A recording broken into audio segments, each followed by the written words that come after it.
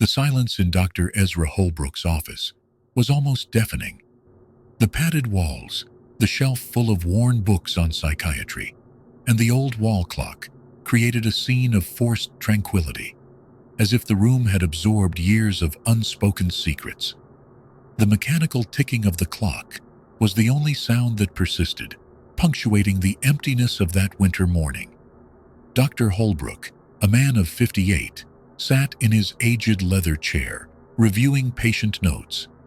His serious face, the gray hair combed back, and the thin glasses that slid down his nose gave him the appearance of someone who carried decades of responsibility and experience. In his steady hands, the pen glided precisely over the paper, jotting down thoughts that sought to decipher the complexities of the human mind. That was when the phone rang. The loud, insistent sound made the doctor start, breaking the bubble of calm he had created in his mind. It was the kind of ringing that conveyed urgency. He wasted no time picking up the receiver, his calm voice a contrast to the sudden discomfort in his chest. "Dr. Holbrook speaking?" On the other end of the line, a female voice trembled. It was Elizabeth, the head nurse at Oakwood Clinic, where he saw more delicate cases. "Doctor, it's Iris Faulkner. Something's happening. She's screaming." Dr. Holbrook frowned, unable to hide his surprise.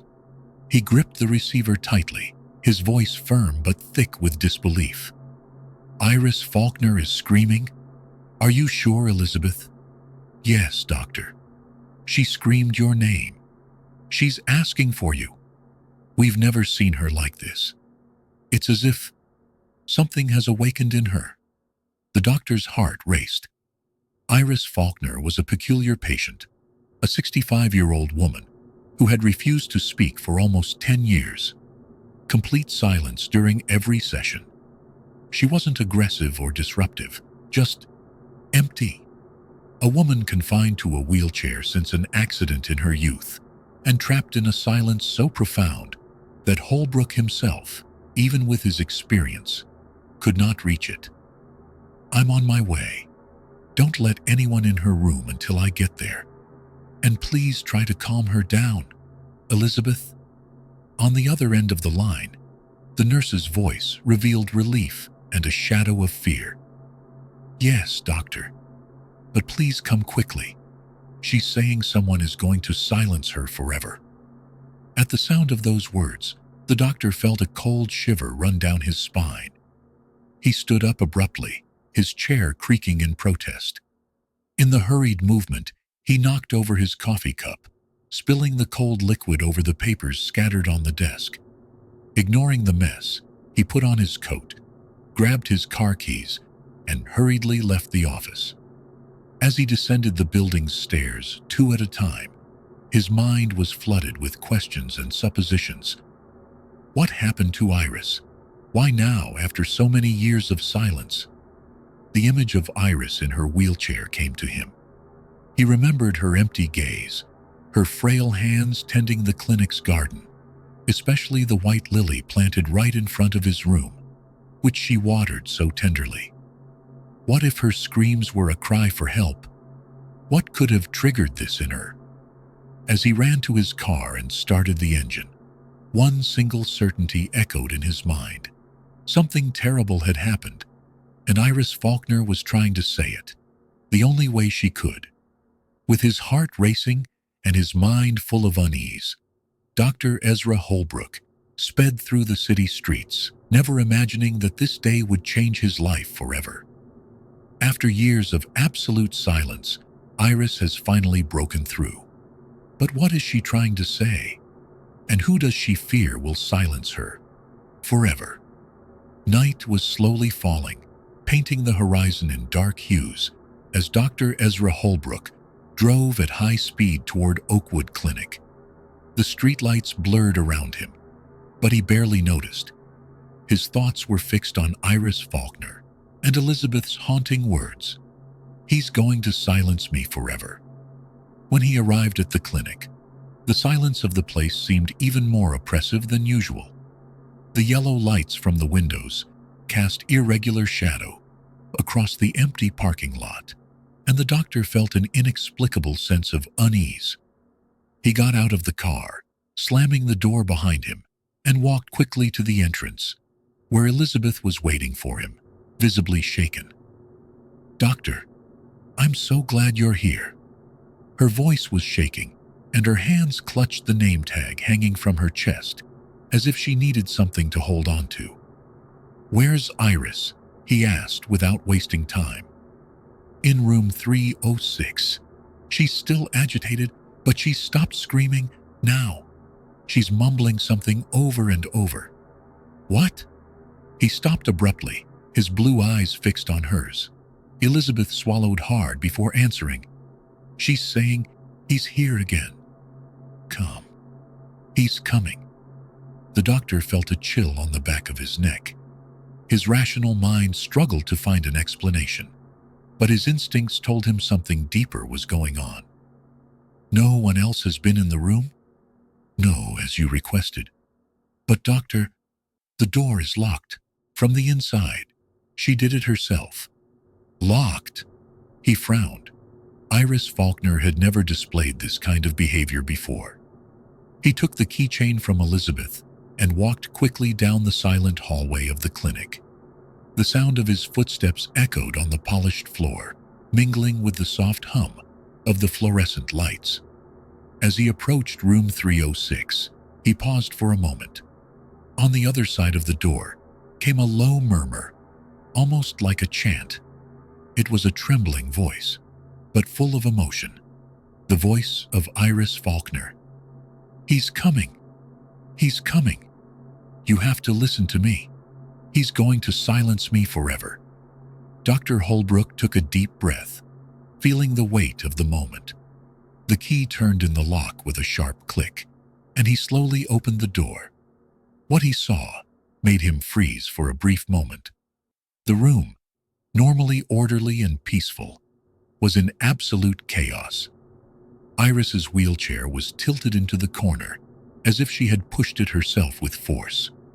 Torn sheets hung from the bed, and scattered books covered the floor. In the midst of it all, sitting on the floor with her back against the wall, was Iris Faulkner. She looked like a different person. Her eyes, once empty and distant, were now wide, intense, as if carrying years of pent-up emotion. Her gray hair fell in disarray around her face, and her hands trembled visibly as they clasped her knees. When she saw the doctor, Iris looked up, and her voice came out in an urgent whisper. "Dr. Holbrook, you need to listen to me. There is no time." The psychiatrist knelt in front of her, keeping his voice firm but gentle. "I am here, Iris. You're safe. Please tell me what happened." Iris looked around as if she feared someone was watching. Her chest rose and fell, with rapid, ragged breaths. When she finally spoke, her words came out in desperate bursts. "My brother, Weston. He put me here. He said I was crazy, but I'm not. He wants my money. Yesterday he came here. He said he'd get more if I were dead." Her words hung in the air like a storm about to break. Dr. Holbrook felt a weight fall over him. What Iris was saying sounded too serious to be delusional, but he couldn't ignore the patient's history. He tried to remain calm. "Iris, are you sure about this? Was Weston really here?" "Yes," she cried, her voice thick with panic. "You have to believe me, I'm not crazy. I have proof. He hid it all. But I know where it is. Please, doctor, he's coming. He'll silence me forever." The doctor stared at Iris, struggling to process what he'd heard. His professional mind tried to rationalize, but his instincts told him this wasn't just paranoia. He glanced back down the silent hallway, as if expecting someone to emerge from the darkness. "What if she's right?" he thought.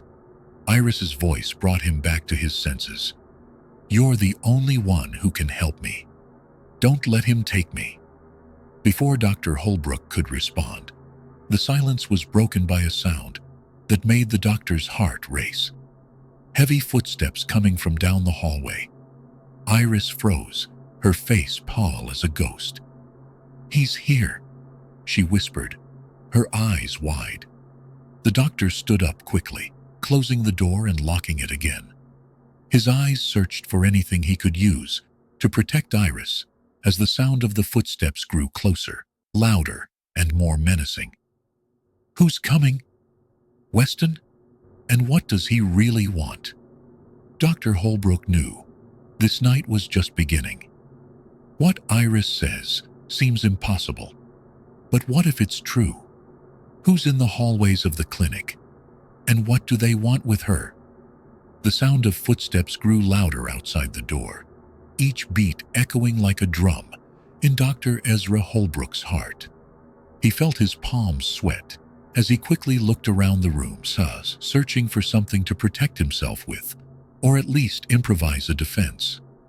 Iris, sitting on the floor with her knees close to her chest, was shaking visibly, her wide eyes fixed on the door. "He's here, doctor. I told you he'd come," she whispered, barely audible. Dr. Holbrook put his finger to his lips, signaling silence. He approached the door cautiously and pressed his ear against the cool wood. The footsteps had now stopped. An unsettling silence filled the hallway, as if someone was on the other side of the door, just waiting. "Who's there?" the doctor thought, his heart hammering in his chest. Suddenly, a steady knock sounded, loud enough to make Iris let out a small cry of fear. "Dr. Holbrook." The male voice on the other end was deep, too calm for the tension of the moment. "I'm Weston Faulkner. I'd like to speak with you. And my sister." The doctor's blood ran cold. Weston. That name now carried an ominous weight, as if it could embody the very real danger of everything Iris was saying. For a second, he considered whether he should open the door, but then he remembered the fear in Iris's eyes, the desperation in her voice. "Mr. Faulkner, this is not a good time. Your sister is in no condition to receive visitors," the doctor replied, keeping his voice steady, even as nervousness gnawed at him inside. On the other end, silence returned. Then Weston answered with an almost threatening calm. "She's always in bad shape, isn't she, doctor?" "I'm going in. There's no reason to prolong this." The sound of the doorknob being forced made Dr. Holbrook act instinctively. He grabbed Iris's overturned wheelchair and pushed it against the door like a makeshift barrier. His heart was racing. The tension was almost suffocating. "Don't let him in," Iris begged, tears streaming down her face. The doctor knelt beside her, trying to remain calm so as not to add to her patient's panic. "Iris, listen to me. You said you have proof, right? Where is it?" She nodded, hastily wiping away her tears. Her voice was broken but determined. "In my parents' old apartment. There's a safe in the office, hidden behind my father's portrait. Weston thinks only he knows the secret. But I know the combination. It's my mother's birth date. It's all there. The documents, the bank transfers, everything he did to get me here." Before Dr. Holbrook could fully absorb the information, the sound of a key turning in the lock made the hairs on the back of his neck stand up. "He has a key," the doctor realized. With a final click, the door unlocked and the makeshift wheelchair slid a few inches. Weston was stepping inside. "Quick, Iris, we need to get out of here," Dr. Holbrook whispered, adrenaline surging through his body. He helped Iris to her feet, supporting her as they moved toward the window. The room was on the first floor, and although it was quite a distance, it was the only way out. The window was jammed, but with a quick effort he managed to unlock it. The sound of the door being pushed open behind them filled the room. Weston finally stepped inside. His tall, imposing figure filled the doorway, and his cold, calculating gaze immediately fell on them both. "What are you doing, doctor?" Weston asked, his voice still calm but with an undertone of obvious threat. Dr. Holbrook didn't respond. With a final effort, he helped Iris through the window, carefully lowering her. Weston started toward them. but the doctor managed to jump away, leaving the man behind. Outside, Iris was panting, holding onto the doctor's arm as he led her toward the parking lot. The night had grown colder, and the wind seemed to carry the weight of the tension. "We need to go to your old apartment. If the evidence is there, we have a chance to prove what's going on." Iris nodded, and the two of them ran to the doctor's car. As the engine roared and they pulled out of the parking lot, Dr. Holbrook glanced in the rearview mirror. High in the bedroom window, Weston Faulkner watched them, still and unmoving like a shadow. His eyes glowed in the dim light as if promising that this was far from over. With Iris at his side and the fate of the evidence at stake, Dr. Holbrook knew there was no turning back. But how far would Weston go to keep his secret buried? The road ahead was a black ribbon snaking through the darkness. The sound of the car's engine was the only noise to fill the heavy silence between Dr. Holbrook and Iris Faulkner. The woman, still shaking, held her seatbelt tightly, as if it could ward off the fear that was consuming her. "Are you sure the evidence is there, Iris?" the doctor asked, keeping his eyes fixed on the road. His voice sounded firmer than he felt. Iris nodded, looking out the window where the city lights were beginning to fade as they drove away from the clinic. "Yes, I hid the documents in the safe before Weston committed me. They're the only proof of everything he's done. If we can get them, you can prove that I'm not crazy." Her words were filled with despair and hope in equal measure. Dr. Holbrook felt a pang in his chest. What he was doing was reckless, perhaps even illegal, but something inside him told him that Iris was telling the truth. His ethics as a doctor and his instincts as a human being would not allow him to ignore it. "We'll figure this out, Iris, I promise." As the car sped off, the doctor kept checking his rearview mirror, fearing he'd see the headlights of Weston Faulkner's car. Every turn felt like a step closer to the truth, or an even greater danger. When they finally arrived at the Faulkners' old apartment building, the place seemed like something out of another era. The peeling walls and faded paint betrayed years of neglect, a silent reflection of Iris's life. The wind blew through the trees in the courtyard, making a whispering sound, as if the space itself held secrets. Dr. Holbrook helped Iris out of the car and led her to the front door. She held a small silver key in her hand, her fingers pale with tension. "I hid the key here in the vase before it all happened," she murmured as she unlocked the door. Inside the apartment, the air was heavy, smelling of dust and forgotten memories. Furniture covered in white sheets stood like ghostly silhouettes in the darkness. The sound of her footsteps echoed on the ancient wooden floor, heightening the feeling that someone might be watching. "The safe is in my father's office." Iris pointed to a door at the end of the hallway. Dr. Holbrook walked forward, his heart pounding. Each step echoed like a warning, but he kept going. The office was exactly as Iris had described, a time capsule filled with old books, yellowed papers, and a large portrait of her father hanging above a mahogany desk. Behind the painting, the doctor walked over to the portrait and carefully removed it from the wall. There it was, a built-in safe, the painting hiding its presence for years. He looked at Iris, who scrambled closer, her expression determined. "The combination, my mother's birth date." With shaking hands, the doctor turned the dial on the safe, 12:05/1943. A click echoed through the room, too loud for the silence. The safe opened. For a moment, time seemed to stand still. Dr. Holbrook peered inside and saw what Iris had promised: folders of documents, bank statements, forged medical reports, and even audio recordings. It was the definitive proof of Weston Faulkner's manipulations. "We did it, Iris," the doctor whispered, feeling palpable relief. But the moment was interrupted by the most dreaded sound: a door slamming downstairs. Dr. Holbrook's heart raced. He looked at Iris, who had gone pale. "He found us." The sound of heavy footsteps coming up the stairs echoed through the apartment. Dr. Holbrook quickly closed the safe, stuffing the documents into a worn folder he found in the office. He took Iris's hand firmly. We're out of here now." But before they could take a step, Weston Faulkner appeared in the office doorway. His tall, imposing figure seemed even more somber in the dim light from the window. His eyes, once cold, now gleamed with anger. "I thought you'd know when to give up, Doctor," Weston said, his voice thick with contempt. "This isn't going to end well for you." Dr. Holbrook positioned himself between Iris and Weston, clutching the briefcase to his chest. "This ends here, Weston. I know the truth. I have the evidence. This is your game over." Weston stepped forward, his eyes full of fury, but before he could do anything, the distant sound of police sirens filled the air. Weston stopped, like a cornered animal.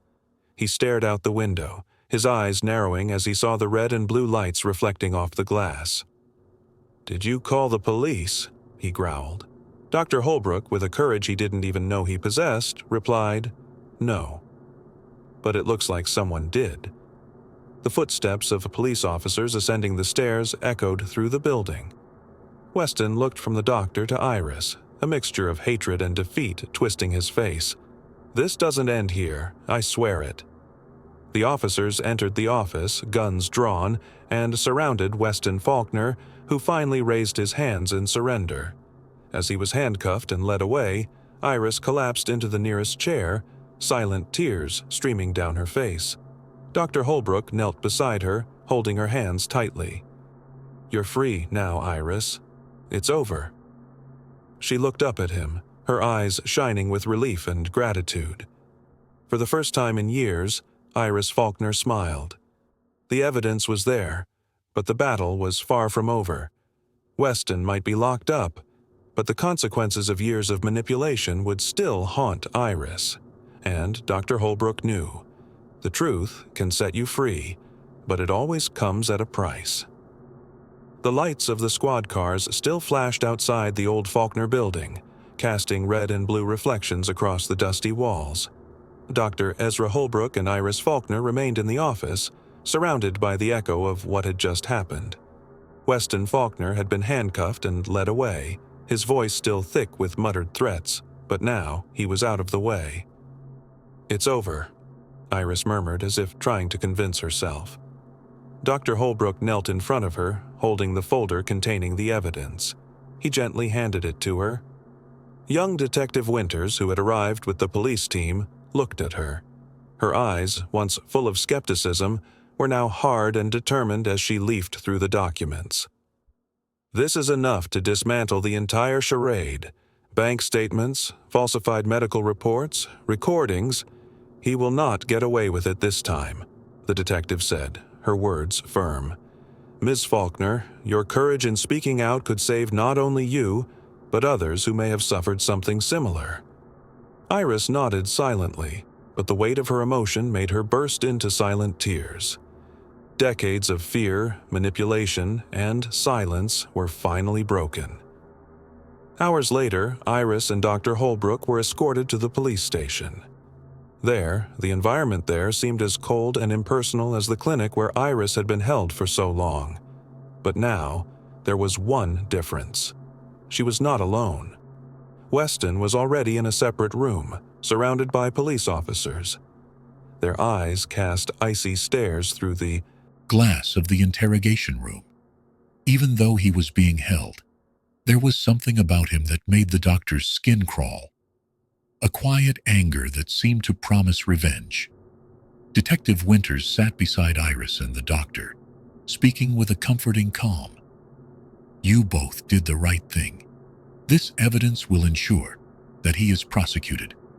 The charade is over. Justice will be served." Iris, still visibly shaken, looked toward the glass that separated the room and whispered, "For years, he made me think it was all my fault, that I was crazy. Now, I see that I was never the problem." Dr. Holbrook nodded, his voice soft but firm. "You were strong, Iris. Your voice has been silenced for too long, but now it will finally be heard." Winters interrupted with a slight change in tone. "There is something else. We will continue to protect you. Weston's arrest does not mean immediate doom. People like him always leave trails and allies. We need to make sure you are safe." This new information made the silence heavy again. Iris took a deep breath, trying to absorb the new reality. She still had a long road ahead of her, but for the first time, she knew she could rebuild her life. The next morning, the sun was slowly rising over the horizon, casting a golden light over the city streets. After a long night of depositions and legal formalities, Iris Faulkner sat in a small waiting room, watching the hustle and bustle of the police station. Dr. Holbrook stood beside her, tired but relieved. "What now?" she asked, her voice firmer than before. The doctor smiled gently. "You have a new beginning now, Iris. It will take time to rebuild everything that was taken from you, but every step you take, it will be yours, and no one can ever take it away from you again." Iris smiled slightly, a smile that was sincere, yet fragile. For the first time in years, she felt hope. "I want to help other people, Doctor. People who have been silenced like me. Maybe my story can give someone courage." Dr. Holbrook nodded, feeling a deep admiration for this woman. "Your story has already made a difference, Iris. You have broken a cycle of fear, and this is just the beginning." Time passed, but the impact of that night remained. Weston Faulkner faced a public trial, his manipulations and crimes exposed for all to see. The media reported on the case, describing it as a story of family betrayal and brutal manipulation. Meanwhile, Iris Faulkner was finally free. She had regained control of her inheritance, and more importantly, control of her life. She began attending therapy sessions, rebuilding her home, and starting a community project to help people who had been victims of similar abuse. Dr. Ezra Holbrook, sitting in his office one afternoon, received a letter. It was from Iris. "Dr. Holbrook, thank you for listening, for believing. Because of you, I have found the strength to fight. The silence that tormented me has now given way to a voice that echoes for those who need to be heard. You saved my life, and I will never forget that. With gratitude, Iris Faulkner." The doctor closed the letter with an emotional smile. Iris's case had changed him, teaching him that sometimes all it takes to free oneself is for someone else to believe one's story. He stared out the window of his office, observing the world outside. Healing, he thought, begins when someone truly listens. 6 months had passed since the truth came out. The name Weston Faulkner was no longer synonymous with respect and power. It was a symbol of manipulation and corruption. He awaited his final judgment in a cold cell, while the world around him crumbled. For Iris Faulkner, freedom still seemed surreal. After years of being imprisoned by silence and lies, she now felt the weight of every choice and every new step. The fear that had been with her for so long had not disappeared for a long time, complete. But now, it was a distant ghost, unable to stop her from living. It was a sunny autumn morning when Dr. Ezra Holbrook parked his car in front of Iris's house. The modest but welcoming home had a new life. Flowers of every color and shape sprouted from the garden she had tended with so much love, a perfect metaphor for her own transformation. "Dr. Holbrook," Iris called, as she saw him approaching along the small stone path. She was kneeling in the garden, delicately pruning some plants. She was dressed simply, but there was a different light in her eyes, a serenity the doctor had not seen, even in the calmest moments at the clinic. "I hope I'm not disturbing you," the doctor said, with a gentle smile, stopping beside her. "Not at all. I'm glad you came." She stood, wiping her hands on her knees and leading him to the small terrace of the house. The conversation was light at first, about the weather, the flowers, the days of calm she was now enjoying. But at one point, Iris leaned forward and looked the doctor straight in the eye. "You know, doctor, for a long time, I thought no one would believe me. Weston told me that every day. If you talk, no one will listen, no one will care." Dr. Holbrook nodded silently. He knew that a manipulator's words were as poisonous as his actions. "And he almost convinced me. Almost. But something changed when you walked into that room. For the first time, someone saw me. Not as a patient, but as a person." The silence that followed was charged with meaning. The doctor felt an emotion that was hard to describe. He had helped patients his entire career, but Iris's case had been different. He had risked everything, not just as a doctor, but as a man. "I just did what anyone should do, Iris. Listen. Sometimes listening is what saves a life." A few days later, Iris made a decision that surprised the doctor. She invited him to join her for a talk she was giving at a community that supports victims of manipulation and abuse. The room was filled with people, men and women of all ages, who all carried their own silent stories. Iris stepped onto the small stage, a sheet of paper shaking in her hands. She looked out at the audience and took a deep breath. "For so many years, I lived in silence. I was told that my voice didn't matter, that my truth wasn't real. And for so long, I believed that. I let myself be defined by what they said I was." The room was completely silent. But the truth, no matter how buried, never dies. It lives on, waiting for the right moment to blossom. That's what happened to me. She paused, meeting Dr. Holbrook's gaze, who watched her with restrained pride. "When someone believed me, my life changed. My story isn't just mine. It's the story of all of us who have been silenced. Today, I want to tell you something. Don't give up your voice. There will always be someone willing to listen." Applause filled the room, and tears were quietly wiped away. Dr. Holbrook felt the impact of that scene reverberate in his heart. Iris had not only survived, she had become a voice for others, someone who had faced the darkness and brought light to those who still sought it.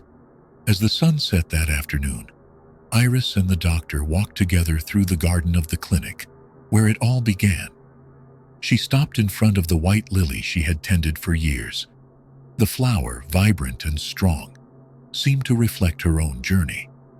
"I never thought I would see a day like this," Iris said softly, touching one of the petals. "You deserve every moment of peace, Iris." She smiled, turning to him. "What about you, doctor? Did you ever think that hearing a simple story could change your life?" Dr. Holbrook smiled thoughtfully. "Healing comes in ways we never expect. Sometimes the greatest transformation begins with a simple act of belief." They stood in silence for a moment, watching the flowers sway in the gentle breeze. The world outside was still full of challenges and dangers, but in this small garden, truth had prevailed. The sun was beginning to disappear over the horizon, casting long shadows across the clinic's garden. Dr. Ezra Holbrook and Iris Faulkner walked among the flowers, their quiet voices mingling with the soft sound of the wind. It was a moment of peace so rare and precious that for a moment, Iris almost believed all her nightmares were behind her. But then Dr. Holbrook's phone rang. The sharp, insistent sound shattered the stillness like distant thunder. He frowned, pulled the phone from his pocket, and saw Detective Winters' name flashing on the screen. "Detective?" he answered, his voice thick with concern.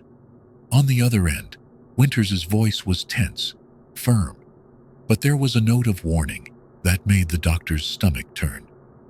"Doctor, I'm afraid we need to talk. We've received some disturbing information about Weston Faulkner." Iris, upon hearing her brother's name, stopped dead in her tracks, her face turning pale. Her eyes searched Holbrook's as if he could answer the questions she couldn't ask. "What happened?" the doctor asked, clutching the phone tightly. "Weston is no longer in our custody. During the transfer to the prison, there was a security failure. He escaped." Holbrook's heart stopped for a second. The news seemed impossible. Weston Faulkner, the man who had manipulated and tortured Iris for years, was free. "How did this happen?" "He was under surveillance," the doctor asked, trying to keep the anger and panic from his voice. "We're still investigating, but we believe he had help from someone on the inside. Doctor, I need you to stay alert. Weston is dangerous and unpredictable. Iris may be the most obvious target." Holbrook hung up the phone slowly, trying to process the words. When he looked at Iris, she understood. The fear he'd seen so many times in her eyes was back, as real and vivid as before. "He's coming, isn't he?" Iris whispered, her voice almost cracking. "I won't let him get near you, Iris. I promise." Back at Iris's house, the atmosphere was tense. Dr. Holbrook had insisted that she not be alone, so he'd set up a makeshift station in the Yahweh's living room with Detective Winters's phone on speed dial and a small flashlight within reach. Iris sat silently on the couch, hugging a blanket. The ticking of the clock filled the space like an invisible countdown. "He won't give up, Doctor. Weston is too smart to be underestimated. We're prepared. The police are aware, and any move he makes will be intercepted." Despite his comforting words, Holbrook knew the situation was delicate. Weston wasn't just a manipulator. He was a predator, someone who acted without remorse. If he had escaped, it meant he had a plan, and Iris was the centerpiece of it. A few hours later, as the night deepened, a sound outside made them freeze. It was faint at first, barely audible, a rustling in the trees. Dr. Holbrook turned off the living room light, signaling Iris to be quiet. He slowly approached the window, opening the curtains a crack to look out. The street was empty, but the dim moonlight cast shadows that danced across the yard. "It must be the wind," he muttered to himself, but he wasn't convinced. Suddenly, a clearer sound came, the creak of a window at the back of the house. Iris's eyes widened, and she grabbed the doctor's arm. "He's here." Dr. Holbrook grabbed the flashlight and headed down the hallway, his heart pounding so hard he could hear it in his ears. When he reached the kitchen, he saw the back window ajar. A cold wind blew through the crack, but he knew it wasn't just the wind. Before he could react, a shadow moved quickly across the garden. "Weston." "Iris, lock yourself in your room now," the doctor shouted, running toward the front door. But Weston was fast. Within seconds, he had forced his way inside, his tall, menacing figure filling the dark hallway. His eyes were fixed on the doctor, cold as ice. "You shouldn't have interfered, Doctor. This whole thing could have been avoided." Dr. Holbrook, despite having no physical chance against him, stood his ground, blocking the path to Iris's room. "You will not touch her. It's over, Weston." Weston chuckled softly, an ominous sound that echoed through the house. "It's over? Nothing's over, Doctor. This story ends my way." Before Weston could move forward, police sirens broke the silence of the night, followed by the sound of tires screeching on asphalt. Detective Winters had arrived with her team. "Weston Faulkner, stop now!" The authoritative voice echoed down the hallway. Weston hesitated for only a second, but it was enough. Armed police officers entered the house, surrounding him. In a desperate move, he tried to run for the back door, but was intercepted and wrestled to the ground. As he was handcuffed, he gave the doctor one last look, a look full of hatred and silent promises. "This isn't over yet," he muttered as he was dragged out. Dr. Holbrook exhaled deeply, his entire body tense with adrenaline. He ran to the bedroom, where he found Iris sitting on the floor, shaking but alive. "It's over, Iris. He can't hurt you anymore." She looked at him with tears in her eyes, but also with something he hadn't seen in a long time: hope. Weston may have been captured, but the trauma of years of manipulation doesn't fade so easily. What's next for Iris Faulkner? And what scars still need to be healed? The first rays of sunlight invaded Iris Faulkner's home, bringing with them a sense of peace that had seemed long out of reach. The living room floor still bore traces of the chaotic night: shoe prints in the dust, a broken clock in the hallway. But the presence of police officers now made everything feel controlled, safe. Dr. Ezra Holbrook sat beside Iris on the couch. She held a cup of hot tea in her still shaking hands, but her face no longer held the panic it had once held. There was a new calm, a sense of relief, however fragile. "You're safe now, Iris. Weston can't hurt you anymore." She nodded, her eyes fixed on something invisible on the horizon. "Doctor, for years, I thought he was invincible, that no one would ever believe me."